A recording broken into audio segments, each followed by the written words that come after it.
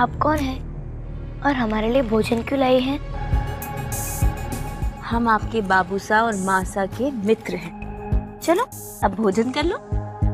नहीं, बाबूसा ने हमें खाना खाने से मना किया है और अगर उनकी आज्ञा नहीं होगी तो हम भी खाना नहीं खाएंगे। उन्होंने ही तो हमें यहाँ भेजा है।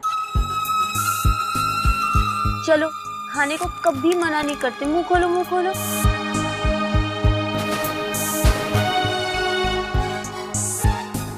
हम कुछ नहीं जानते। हमें बाबूसा ने खाना खाने से मना किया है और जब तक वो नहीं कहेंगे तो हम भी नहीं खाएंगे।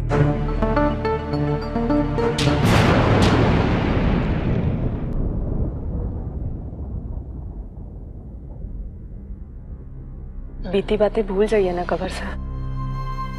अगर आज आप यहाँ से चले गए ना तो कहीं ना कहीं मैं अपने आप को ही दोषी समझूंगी। प्रयुक्ता का रिश्ता भी तो आपने मेरे ही कारण ठुकराया था ना। कंवर साहब, एक स्त्री होने के नाते कह रही हूँ, प्रयुक्ता की कोई गलती नहीं थी, फिर भी उसे अपमान सहना पड़ा। और आज अगर हमारे यहाँ होने के कारण उसे मेत्ता छोड़कर जाना पड़ा तो फिर से उसका अपमान होगा। और वैसे भी उसके यहाँ होने से हम दोनों के संबंध में तो कोई अंतर नहीं आएगा ना। हमारा संबंध तो अटूट है और हम दोनों के बीच में इतना स्थान तो है ही नहीं कि कोई तीसरा आ सके। वीर कुंवरी, बातें बनाना तो कोई आपसे सीखे। ये भी हमने आपसे ही सीखा है। अब अगर आपका गुस्सा उतर गया हो तो चलिए अपनी लाडो को मनाते हैं। कब से भूखी बैठी है, हम भी उसके साथ ही खाना खाएंगे। लो ललिता, अब तुम ही समझाओ अपनी सखी को। अरे खाने का अपमान करना कितना बड़ा पाप होता है। अब पूरा का पूरा मेड़ता इतने मजे से अलग अलग पकवान खा रहा है और यहाँ दो प्यारे प्यारे फूल जैसे बच्चे भूखे पेट बैठे हैं।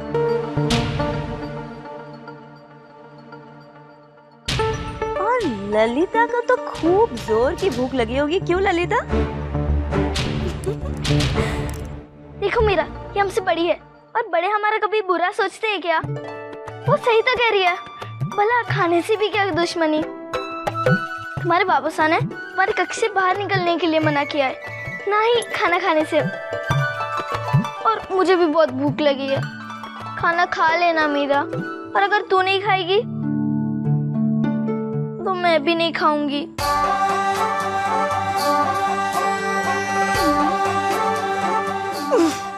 ये हुई ना बात। चलो चलो चलो।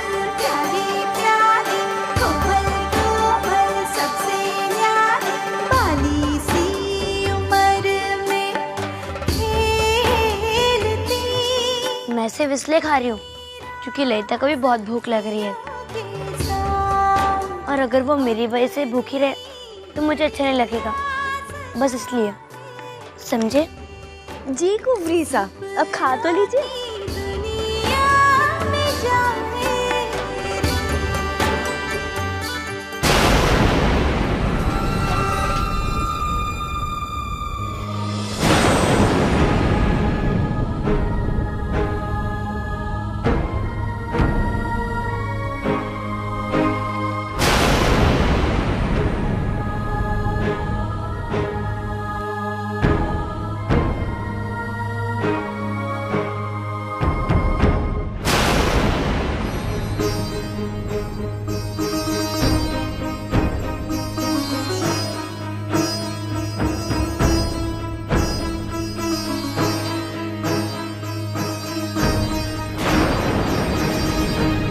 बाबूसा,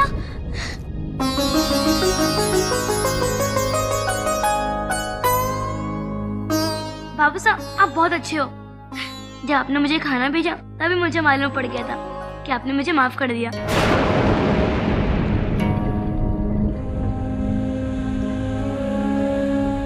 पर अभी भी हम आपसे गुस्सा है। आपने हमें खाना भेजा पर आपने हमें खुद नहीं खिलाया। मीरा बेटा,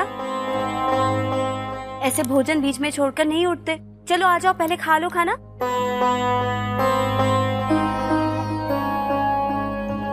जी, लगा रखा है? एक मिनट।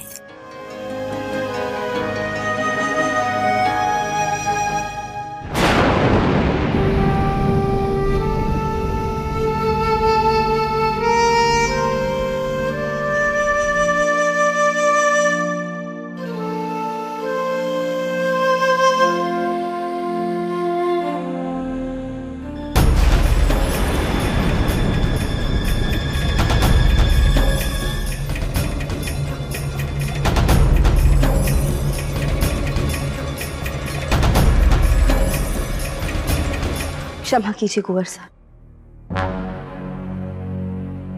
हमने मीरा से झूठ बोला।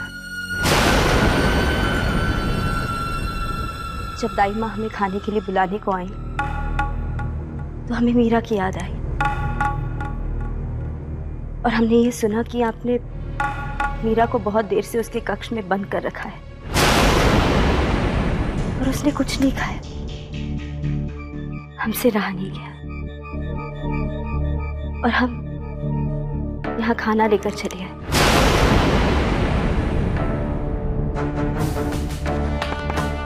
दरअसल हमें मीरा में खुद की बेटी नजर आती है।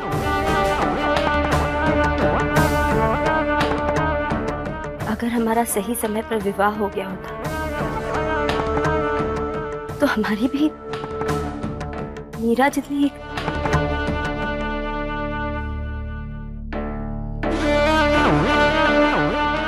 अगर आप हमें क्षमा करना चाहें तो ठीक है,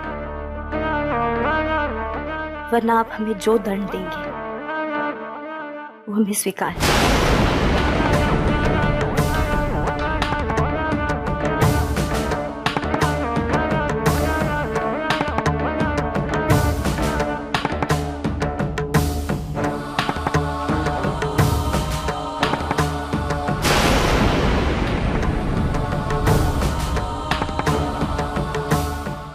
दरअसल हम ये नहीं जानते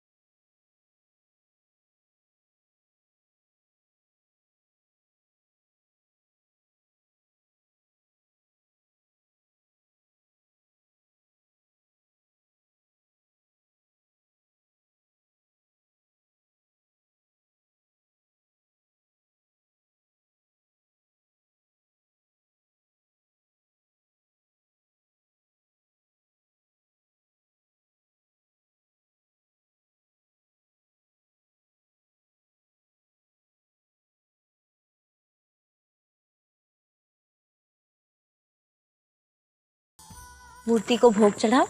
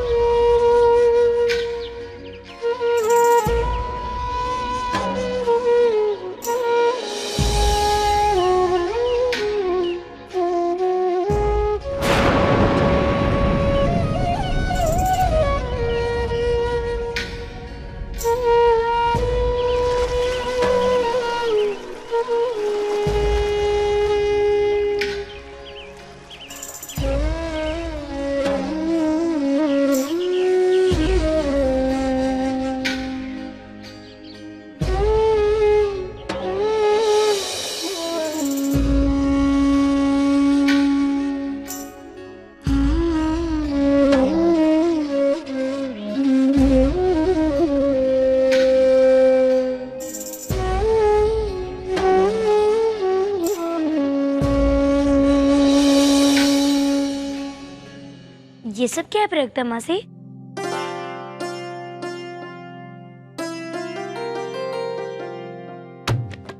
ये सब हमारी मीरा की सखी ललिता के लिए है। पर क्यों? अरे ललिता का विवाह होने वाला है और आखिर ललिता भी मेड़ता के राजकुमारी की सखी जो है, आखिर उसका विवाह तो शान से ही होना चाहिए। क्यों? एक बात कहूँ मासी, आप बहुत अच्छे हो।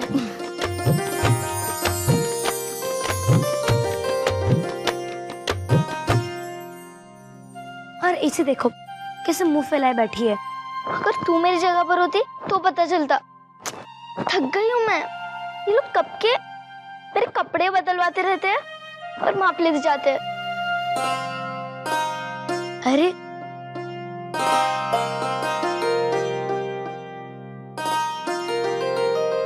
जब बार बार वेश पहनेगी तभी तो सबको पता चलेगा कि तू मेड़ता की कुंवरी की सखी है। बहुत बातें बनाने लगी है मेरी लाडो।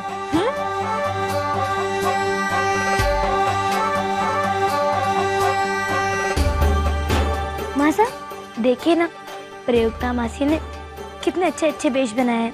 हाँ बेटा, बहुत सुंदर है। और हमारी मीरा की सखी ललिता तो इन कपड़ों में खूब जचेगी। मीरा बेटा, और एक बात बताएं, वो देखो तुम्हारे गुड्डे के लिए कपड़े। सच्ची में? हाँ।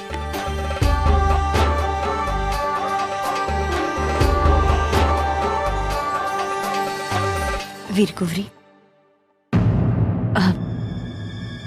आपको कहीं इस बात का बुरा तो नहीं लगता कि हम आपकी बेटी के लिए इतना कुछ कर रहे हैं? दरअसल हम ये नहीं जानते कि हम सही कर रहे हैं या गलत, लेकिन हाँ, मन किया सो कर दिया। प्रियुक्ता साहब, आपने जो कुछ भी किया है ना, उससे मीरा से अधिक हमें खुशी हुई है। हमारी लाडो प्रसन्न रहे, इससे अधिक आनंद की बात हमारे लिए और हो ही नहीं सकती।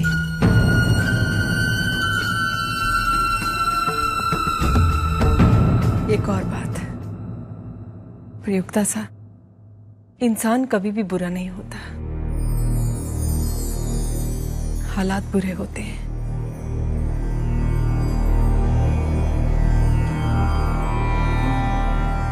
मासा, मासा, मैं अपने गुड्डे को ये कपड़े पहना दूं? बिल्कुल बेटा, जाओ। अरे जाने से पहले एक शुभ समाचार नहीं सुनोगी? तुम्हारे जयमल भाई साहब के संबंध के लिए आज शाम को लड़की वाले आने वाले हैं। क्या? अब इस महल में हमारी लाडो को ननंद पैसा कह के बुलाने वाली आने वाली है। सच्ची? अब घना मजा आएगा। खूब घूम चलाऊंगी मैं अपने भाभी सा पर। अच्छा।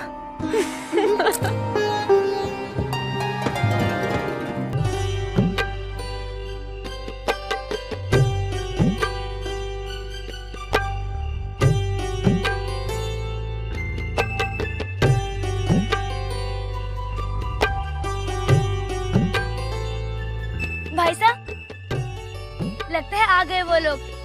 मैं भी तो देखूं मेरी होने वाली भाभी साहब कैसी है। पर ललिता वो नहीं आई। क्यों नहीं आ पाऊंगी मैं? ललिता, तू? आपकी होने वाली दुल्हन को आप देखो, मीरा को गुड्डा देखे, मीरा देखे और मैं ना देखूं, ये कैसे हो सकता है भला?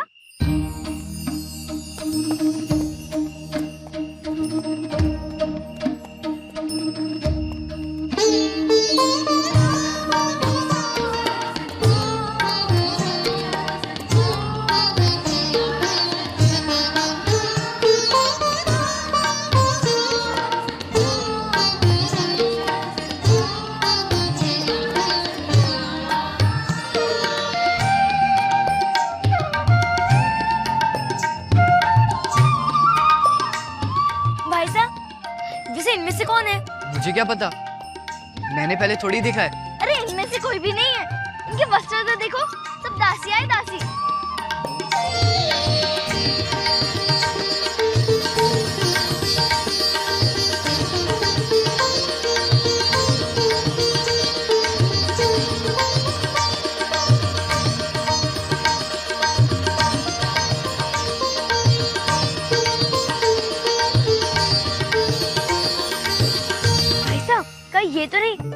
ये होंगी मेरी भाभी साहब? नहीं नहीं, ये कैसे हो सकती है? मैंने तो सुना है बहुत सुंदर है वो, राजकुंवरी है। देखना वो सबसे बाद में ही उतरेगी।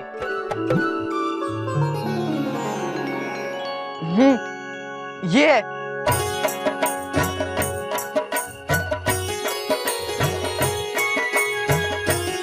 कितने सुंदर पैर हैं। पर पायल अधिक सुंदर है। भाई साहब, आपका रिश्ता पक्का हो जाए ना तो उन्हें कहना कि वो पायल मुझे दे दे। अरे गांव बसने तो दे, लुटेरी बन के पहले खड़ी है। एक बार रिश्ता पक्का हो जाए फिर देखेंगे।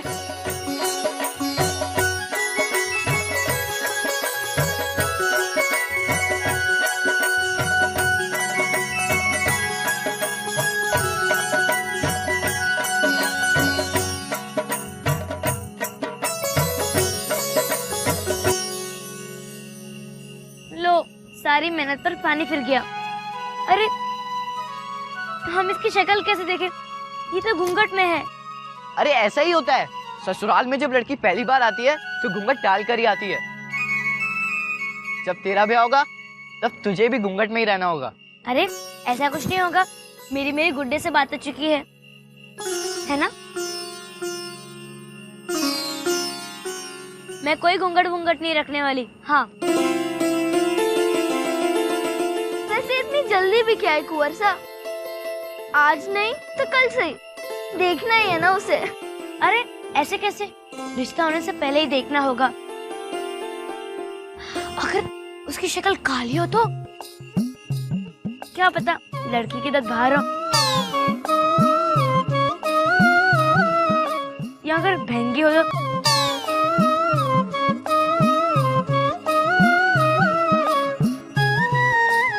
मीरा ठीक कह रही है। दादू से संबंध के लिए हाँ कहे, मुझे उससे पहले उसे देखना ही होगा। अगर एक बार दादू साहब ने हाँ कह दिया फिर मैं कुछ नहीं कर पाऊंगा। ये बात भी ठीक है, पर अब हम भी क्या कर सकते हैं? वही सोच रहा हूँ, कुछ समझ नहीं आ रहा। आप चिंता मत करो भाई साहब, मैं अपने गुड्डे से बात करूंगी ना, वो कोई ना कोई रास्ता जरूर बताएगा।